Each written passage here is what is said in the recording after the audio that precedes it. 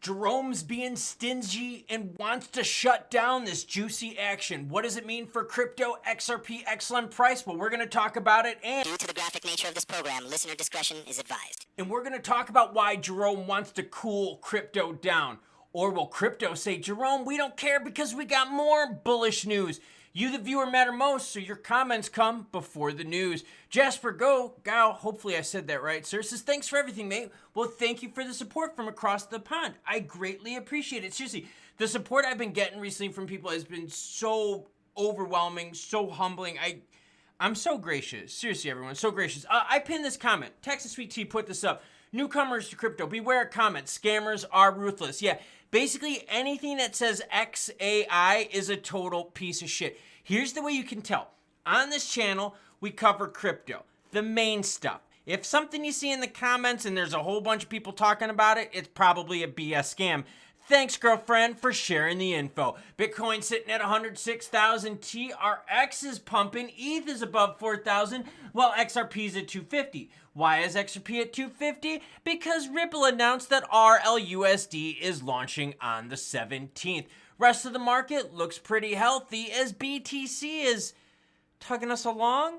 Yeah, but Jerome wants to calm it down. Ooh. Now the question you have to ask yourself is, will Jerome be able to calm it down, or will we keep the rally going?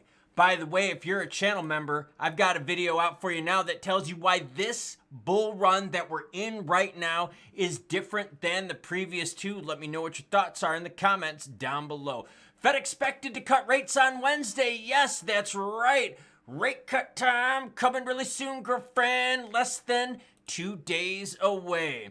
If they cut rates, and they're going to cut it, it's like a 99.5% chance, we're going to be at the lowest level that we've been at since July of 2023. Policymakers have kept their key rate at its peak for more than a year to quell inflation until slashing the rate by a half point. By the way, United States is way far behind, and there's a bunch of countries out there that take cues from the United States. And what I mean by that is, a bunch from literally do what the U.S. does. So if the U.S. drops rates 50 basis points, boom, they do it right away. If the U.S. ups it a quarter, boom, they do it right away. When the United States sneezes, the rest of the world catches a cold. That sucks because the United States doesn't always do the right thing, and Jerome wants to crush it. And what Jerome is missing out on is the biggest thing for inflation right now that is beating us up is food and housing.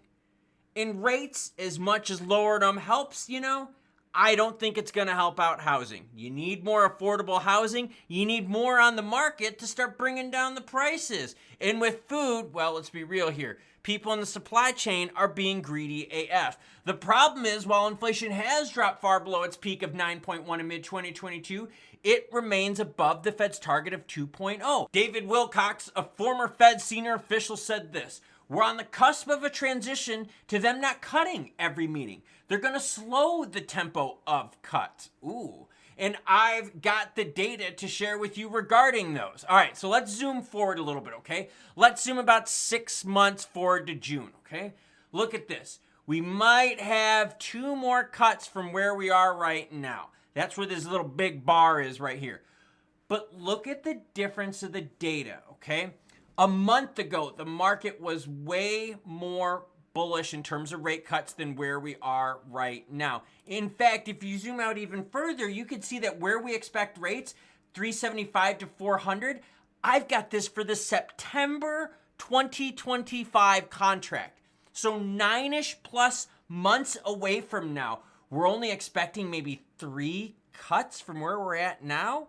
Maybe a 4th one if we're lucky. Whoa, would that be slowing down? That would basically be a cut almost every other meeting. And that can scare the market, because what is the market like more than anything? Direction, right? What way are we going? Yeah, we know there's going to be bumps on the road on our way up, and we know sometimes on the way down there's some rallies that you could ride short term. But it's good to know the general direction. So if the Fed is sitting here going, well, we got to cut rates, but we're going to slow down. Things are heating up, and I don't know, if we cut rates too fast, inflation might pop up. Well, let me share with you the data that Jerome and the Fed are looking at, okay? First things first, inflation data. Oh, and by the way, all of this stuff is linked in the description down below. So not only do you get naughty jokes, you also get like, some interesting educational stuff here. It's freaking cool. So I love YouTube. Okay, last couple months, look at this. October, November, right? We popped up. We were at 2.4 September, 2.6 in October, 2.7 in November. If the CPI data for December, which comes out in January, comes out hot, pause on rate cuts. Yeah. So CPI data is going to start taking a little bit more of a front seat to importance for all of us, okay? Now, that being said, though, we have a whole bunch of reasons on why this move is different. And like I said, channel members, that video, I released it right before this one. Check it out. It goes into super in-depth about all the bullish stuff. But essentially, we got a lot of bullish stuff happening right now that we didn't have before. But the Fed rates and rates in general affect venture capital flow. And venture capital is some of the juicier stuff that helps us out because they love to take risk and they love to play the pump game. So when rates come down, venture capital jumps in. I talked earlier about Jerome wanting to cool things down, and you're like, bro, what are you talking about? Okay, well, first things first, right? Crypto market, hot, hot, hot. Jerome doesn't worry about the crypto market too much. But he is worried because look at the NASDAQ. I've got the 5-year chart on the NASDAQ. This is insane. Absolutely insane. From 2022, we're 2x in the NASDAQ. What about the boring Dow Jones? From 2022, we're up 12,000 points in the Dow Jones, which is supposed to be boring AF.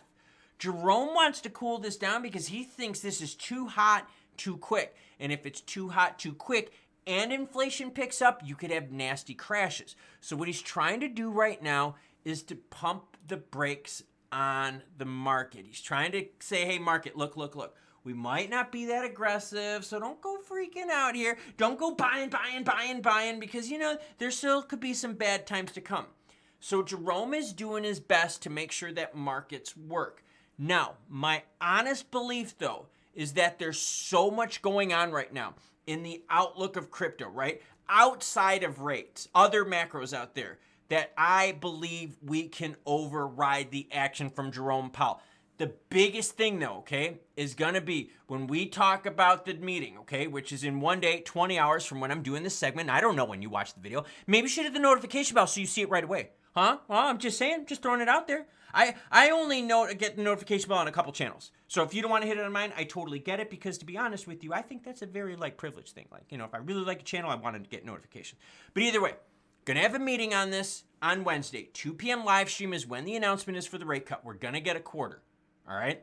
But it's what he says, and he goes on the mic at 2:30 p.m. Eastern time.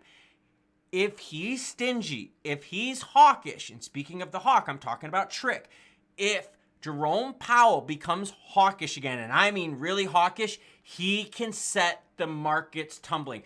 Riskier asset classes like crypto are a bit more susceptible to words from Jerome Powell than you would see from traditional stock markets, okay? We understand the risk with crypto. Now, let's apply that to XRP and XLM. Now, here's something really weird, okay? This is a little scary too, all right? Just hear me out. This is the 1 day chart for XLM, 1 day chart for XRP. Do you notice how they're super similar? Weird, isn't it? Now watch this. Let's zoom out in the 1 month for XRP. Let's zoom out in the 1 month for XLM. Do you see how they are different on when they made their moves? See this right here? XLM made their move way earlier. XRP made their move way later. Both juicy gains. Keep that in mind. What we noticed here over the last week is what? They got back into lockstep, and that's not good. When they were doing their own things, the alts doing their own things, there was much more run in the market. When BTC starts doing its dominance thing, when BTC starts touching all-time highs, all of a sudden, the rest of the market just kind of flows with BTC. You know the deal, right? BTC goes up 1%, the market doesn't do jack. BTC goes up 5, the market goes up 1. BTC goes down 1%, the market goes down 5, right? You remember those days? Well, when BTC stalled at 100,000, dude, alts were popping at different times, even like TRX, right? If we were to look at the TRX chart, the time frame for TRX and BNB came way, way, way later than XLM and XRP's move. But now the alts are back into lockstep, as BTC is having its ebbs and flows and trying to touch all-time highs, it seems like, on the weekly. So, good news for us as the market is healthy, but the bad news is that XRP and XLM both made their biggest moves independent of the rest of the market. And so it appears that the crypto market waits for BTC to stall for the alt to then roar. In fact, even if you go to the data from CoinMarketCap's altcoin index, right? We saw a couple weeks ago when things were really juicy, dude, we were touching like in the 80s. Now we're into the 60s. Now, specifically in terms of XLM price-wise, we're gonna need something big to push us through. Because to be honest, when we zoom out, we've been below the 50-cent range for all. Now, granted, we're above 40, happy about that. It appears that the market is gonna be happy with XLM above 40. But to get us above 50, we're gonna need more, a lot more. Like some of the things that I've been talking about in the video that I published right before this. Now, Trump takes office in the 20th. Gensler's out on the 20th. It's going to take some time for them to write some regs. It's going to take some time for rates to come down. Maybe even more time now because Jerome appears to be a little bit stingy. That's not cool. But overall, we've got more juice than we have negativity in the market. Now, XRP, like I said, functions the same way as XLM. When BTC dominance is capturing the market, the alts just kind of flow with each other. But XRP makes its own moves. And we saw that XRP is moving very heavily on what, everyone? RLUSD launch. And the best part about this is we're going to be able to go up here and we're going to be able to go into the old search bar and we're going to be able to put in RLUSD. And when we put RLUSD in, we're going to be able to click it and we're going to be able to get information regarding this. Now, there's nothing on there now because it hasn't launched yet. It's launching on the 17th, okay? So once we get that, we'll be able to track it. We'll be able to compare it to USDT, USDC, DAI, and all the other ones. So if all of a sudden we see all the stables coming down, we'll be able to go, well, wait a minute. Is all the stables coming down? Is all USD going up while USDC market cap is going down? USDT market cap is going down? And we will get more information, which will help us out with the move with XRP. Because as we've seen, the biggest things that have saved XRP as of late, this move right here was what? When we got the approval regarding RLUSD, that brought us out of the depths of doom from what? $1.90 on up. Then you see this direct move right here. What was this? This was the announcement of the launch date for RLUSD. So the market wants RLUSD, and in fact, it's spilling over to XRP as volume is up 129% to 12.44 billion. I told you on Saturday and Sunday, watch the market explode on Monday. We're getting into that traditional finance vibe of we work hard during the week and we pump the brakes on the weekend, which is okay for the alts as long as they don't follow the BTC tug. When the alts are doing their own thing, oh, are we happy? And you know what I'm thinking? We're going to be even happier because there's a lot more juice to come. So I get it. Jerome's going to be stingy because he doesn't want the markets to overheat. But the reality is the crypto market, more so than the NASDAQ, more so than the Dow Jones, more so than any other market out there, has got a lot more optimism in it. Because think, those other markets are already regulated. Those markets are already in their normal cycles. Crypto is not. Crypto doesn't have the juicy regs. Crypto doesn't have venture capital that wants to get in. Crypto has a whole bunch of traditional finance money on the sideline that's waiting for the actual regs to be written and for Gary to be officially out.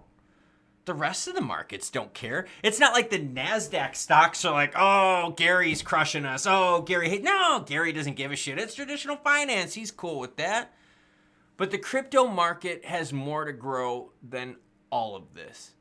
And honestly, that's one of the biggest reasons why I think this is different than anything else that we have seen before. Now, in terms of XRP, XLM, I gotta be honest with you.